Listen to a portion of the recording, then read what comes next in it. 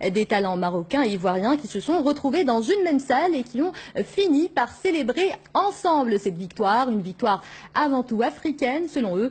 C'est un reportage de Rita Saha et Issa Messoul. Au début de la rencontre, le stress était palpable chez les artistes du festival Afrique du Rire. Habillés aux couleurs du Maroc et de la Côte d'Ivoire, les humoristes ont mis en place une belle ambiance au théâtre Mohamed V de Rabat, surtout lors du premier but. Toujours confiants, les Ivoiriens ne s'attendaient pas à une seconde réalisation 5 minutes plus tard.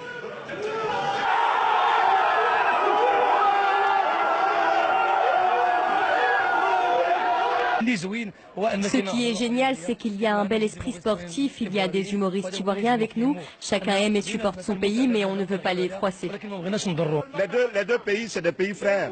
On est ensemble et je crois que celui qui part, on va tous le soutenir. Petit, il ne faut pas dire ça. Petit, 2 euros, c'est quand même beaucoup. Hein. Après, tout à l'heure, vous allez voir ce qui va se passer à la deuxième mi-temps. Vous voyez?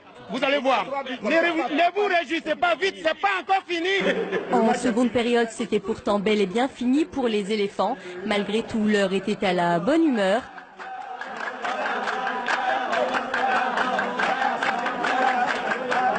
Les mots d'ordre de la soirée, fair play et partage au sein d'une seule et même Afrique.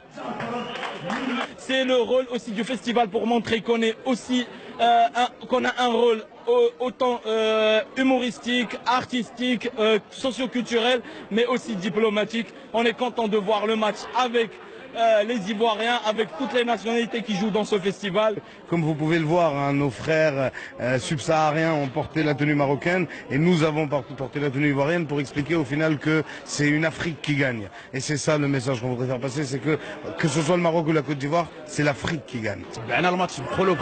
On a suivi le match avec beaucoup d'émotion, on était avec eux, on va les soutenir jusqu'en Russie.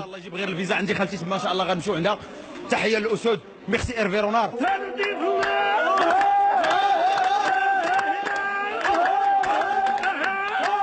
Et juste avant leur gala, tous ces humoristes d'où qu'ils viennent ont célébré comme il se doit la victoire des Lions de l'Atlas et celle de tout un peuple en chœur et en musique.